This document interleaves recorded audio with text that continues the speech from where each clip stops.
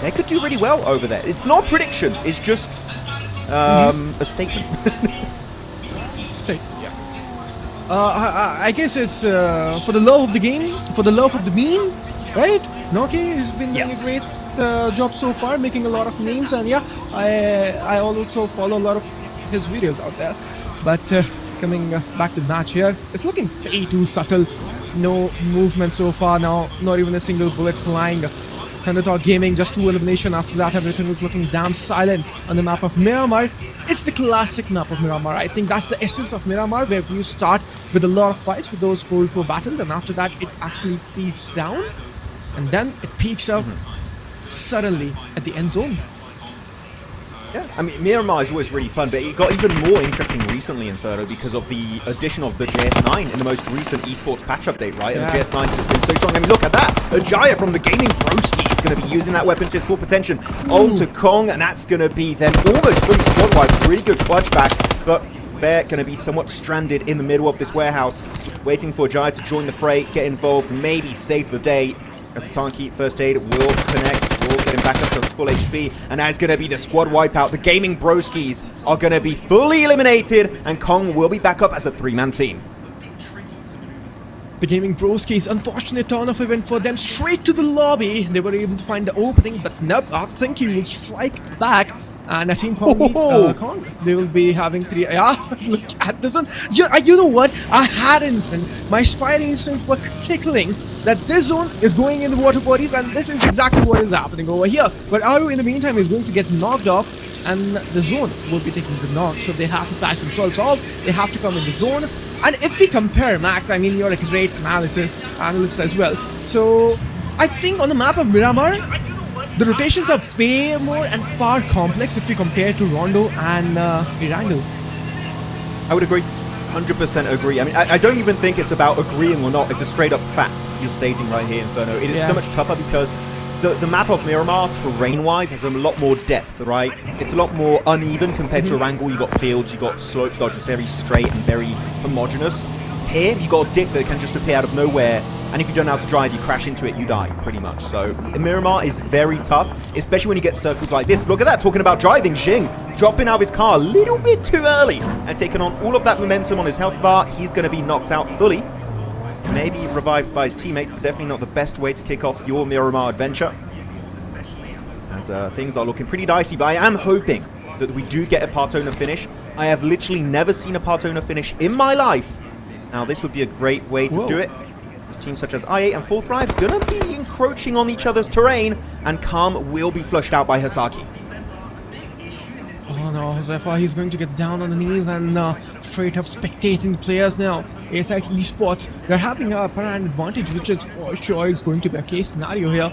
Delusion, Ivan aka Full Thrives, and they eliminate Team ASIT Esports because they're also having a great day so far. Both the teams, one of the best teams from Pakistan region, and they're the beast. They play amazing. But Team Full Thrives in the meantime, they're having a greater day so far, and they're showing no mercy, and especially IQ and Josefa, the deadly duo. They performed out of their minds, and especially Josefa, I mean, I have to say, solo chicken dinners, and that too 2 chicken dinners, and he did it again, one more time.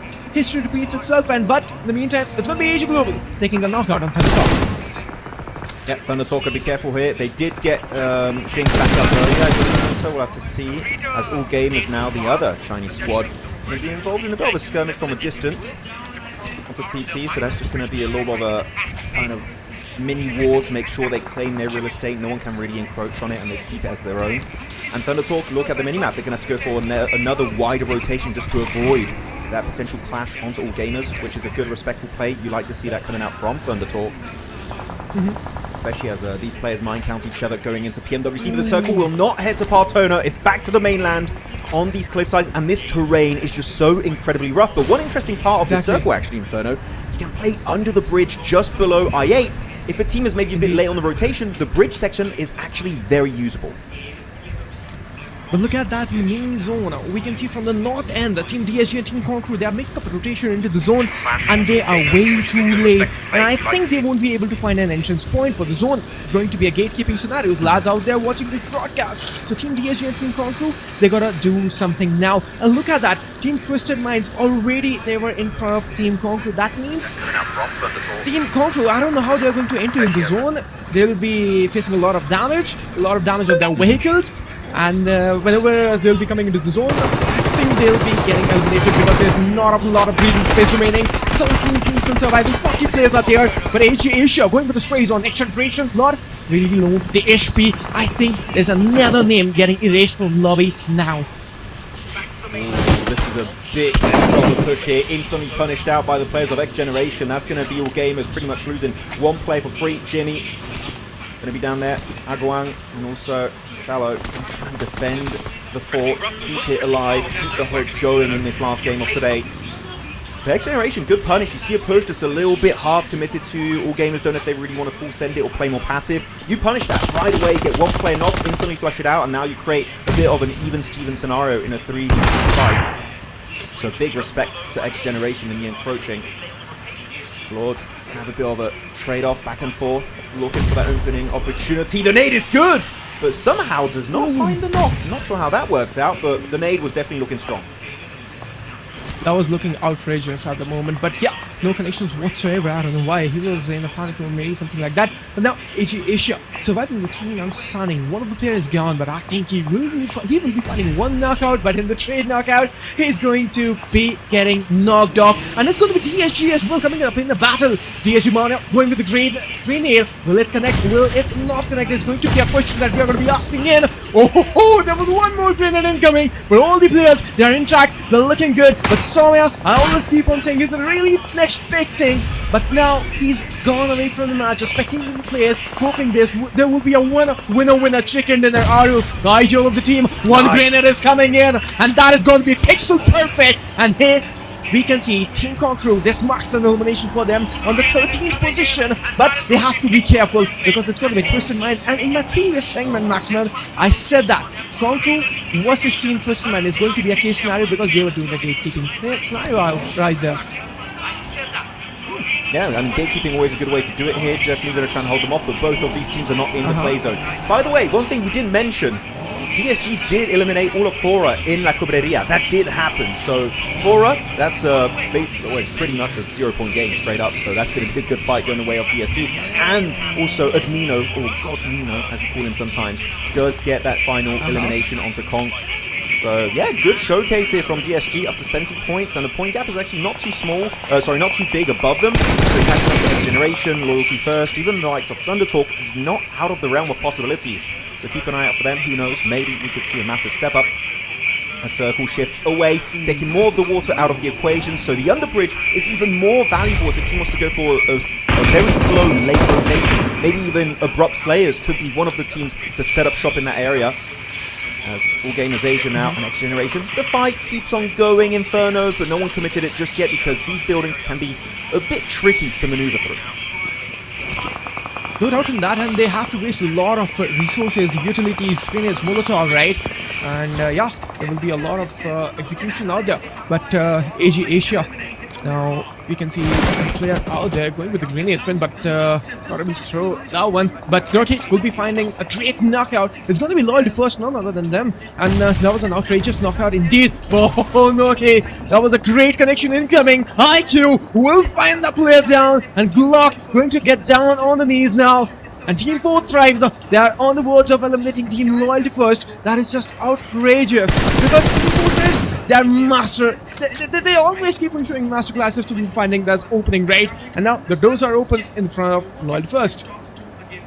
I would recommend to send an extra player onto IQ's position. I feel like that would just be a stronger setup of a 2-1 split, knowing that especially he did lose Huzaifa a little bit early on in this match. And you can see on this position, IQ's spot is way more valuable. And because of actually the really strong setup, that's not going to be committed to, right? The opposing squad is just instantly going to get the hell out of dodge, not worth it whatsoever. We're not going to commit to the skirmish, and instead we'll go for wider northern-western rotation, which I do appreciate, but again, just highlighting how good of a gatekeeping Team 4 Thrives can be when the situation does arise. And they still have a lot of resources too, right? Vehicles especially, and the turn-off ammo to work with. He's got 300 plus bullets ready on his M4, and the pump as a secondary, so they are looking very healthy in this match. Never underestimate these guys. Even as a 3-man, they are true threat in the lobby. We still do have 12 teams then, but the big issue in this lobby in particular, Inferno, look at the rankings on the right side of the screen. So many teams on the bottom side of the leaderboards are instantly eliminated out of this game. Huge opportunity for the teams at the top, such as Twisted Minds, Four Thrives, Abrupt Slayers, IA, to create an even bigger lead for themselves heading in the second half of this phase. I think this is going to be one of the best mirror side dip. What wait is power!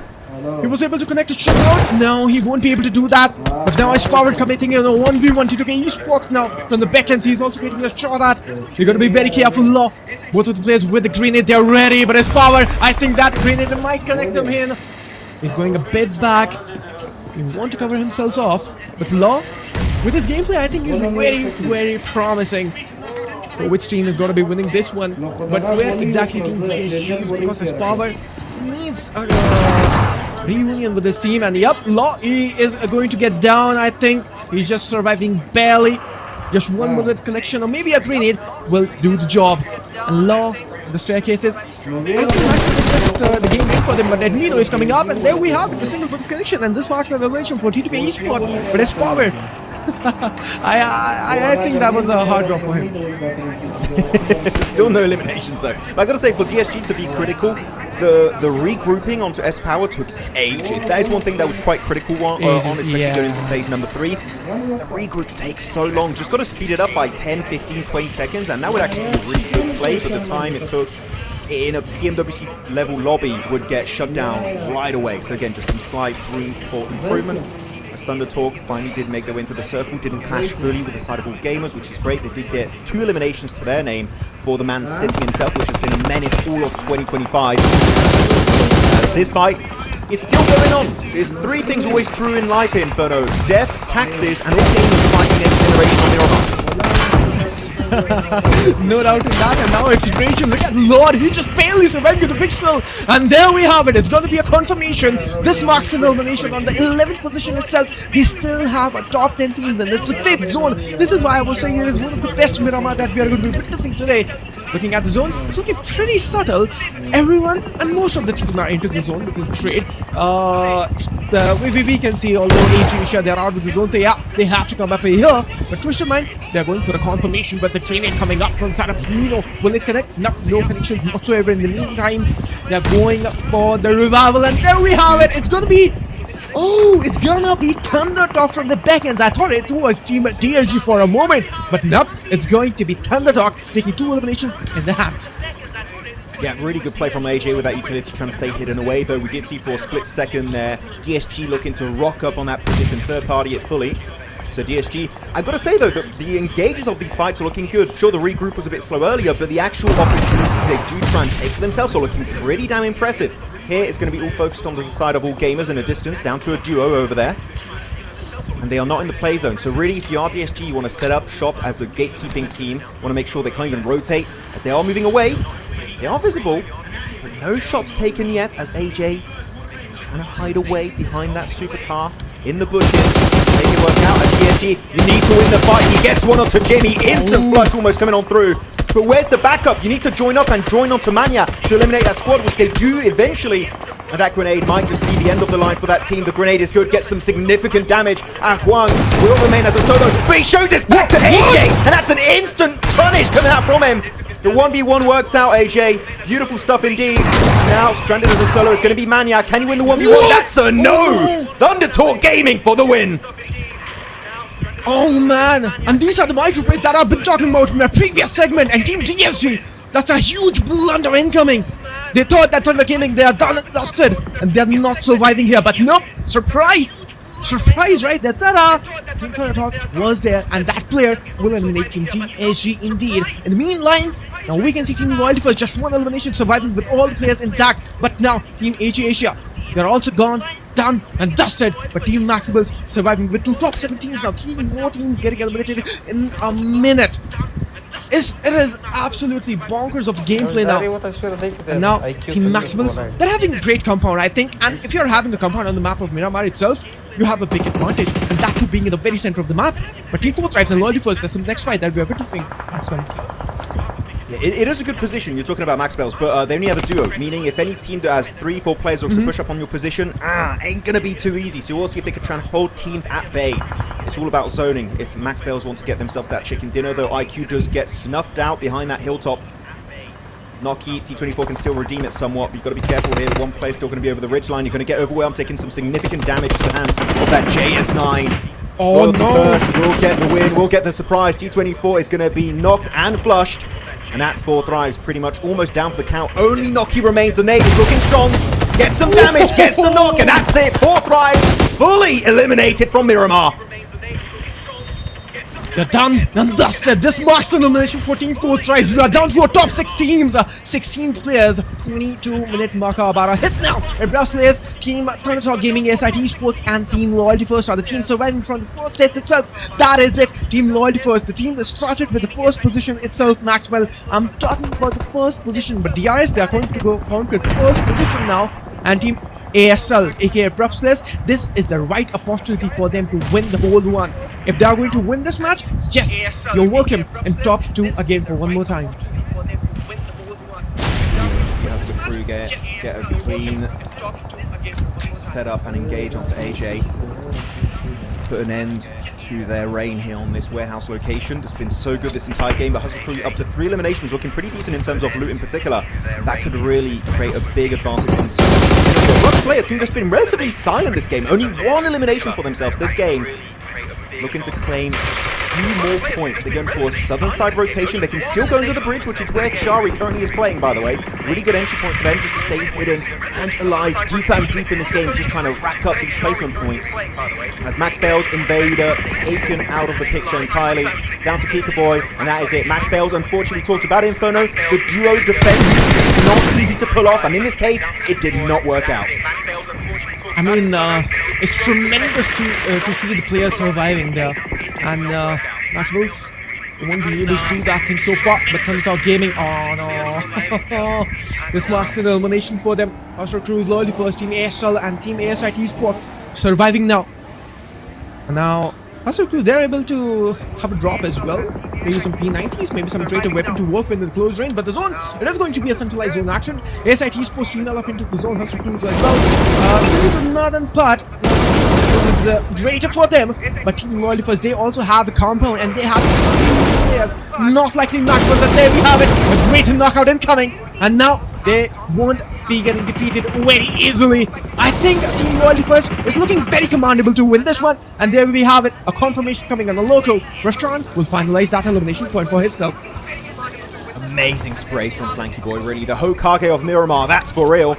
As he's trying to just create more space up on the northern side, trying to get rid of their main threat, which would be Hustler's Crew. If they get rid of Hustler's Crew, that chicken dinner is going to be looking pretty easy to lock up. I8. Big issue here for them, right, is that you do have your team split away. You've got Crypto left alone on the lower side. You can't really back up your teammate. Crypto, if you are Crypto, you want to try and reposition with the rest of your team, which does jump out the building, so teammates can somewhat assist from a distance. But even then, it truly is limited with the JS9 significant damage being dealt with. Now he's being fully surrounded. Corral struggling to keep himself going, and now it's going to be Jane to get the headshot with the Thompson. Crypto out for the count.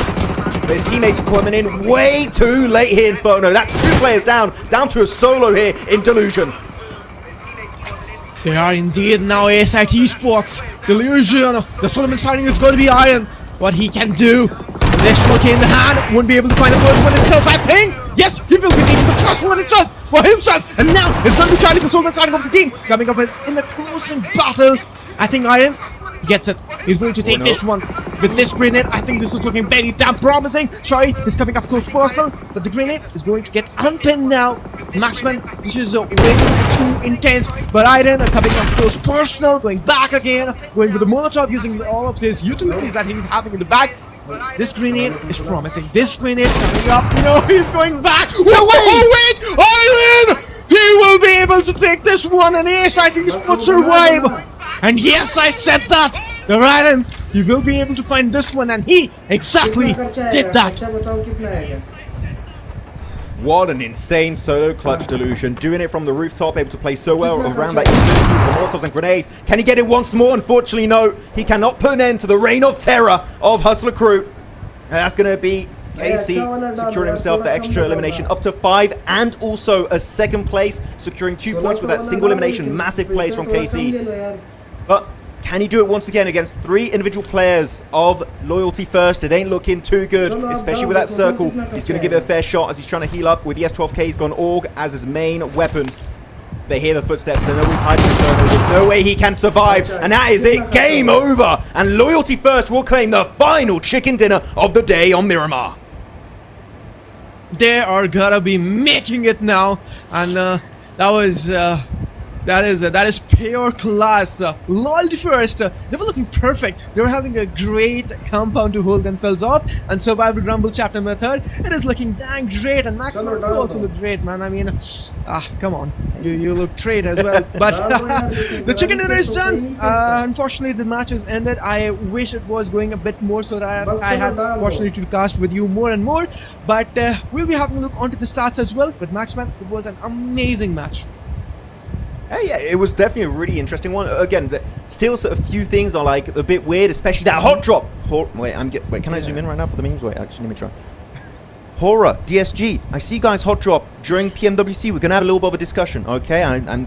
That's not a good idea. But otherwise, outside of that initial hot drop in Cobreria, Inferno was definitely a very solid game. I think some of the splits were very interesting, especially on the western side. There was especially, I think it was Abrupt Slayers having a good idea over there. The 2-1 split from 4th Thrives was also really good, but the Circle had a different plan in mind, forcing them to go downhill. The Circle, sometimes it is do or die for you, and sometimes it can just throw you an impossible rotate. And in the case of 4th Thrives,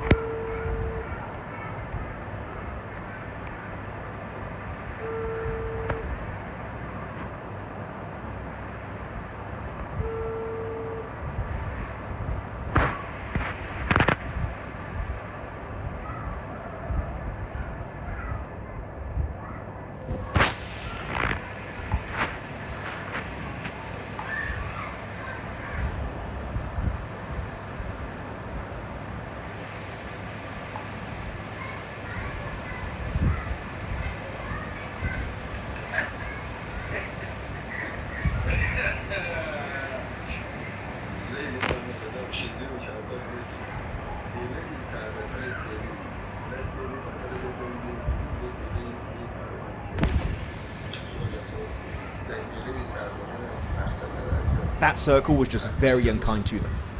Interesting, especially on the western side, there was especially, I think it was Abrupt Slayers having a good idea over there. The 2-1 split from 4th Thrives was also really good, but the circle had a different plan in mind, forcing them to go downhill. The circle, sometimes it is do or die for you, and sometimes it can just throw you an impossible rotate, and in the case of 4th Thrives, that circle was just very unkind to them. It was indeed, and I think that was very hard to rotate as well. From there, the complex rotations, because you do not have the southern part of the zone, because the zone is directly going to get dumped out into the Patona region. After all, Team Loyalty First, they did a great job so far, and yes, the Lacobria drop is a bit questionable, as yeah, we'll be having a talk to the team right there in the main lineup. Very. Yeah. Yeah, it very is. questionable. Yeah, very. All right. I'll do it as well. Very, because it's way too consistent, right? Because can't match up your level, I guess. but yeah. Yeah, let's just have a look into the stats as well, Maxman, and let's see how it was for Team Loyalty First. And now we can see the stats over here. Roshan will be able to find just 1 elimination point. Flanky Boy will be taking 5, and Zyvo will be satisfied with 3. Yeah, Flanky Boy looking pretty cracked here going into this, so very impressive stuff. Roshan, by the way,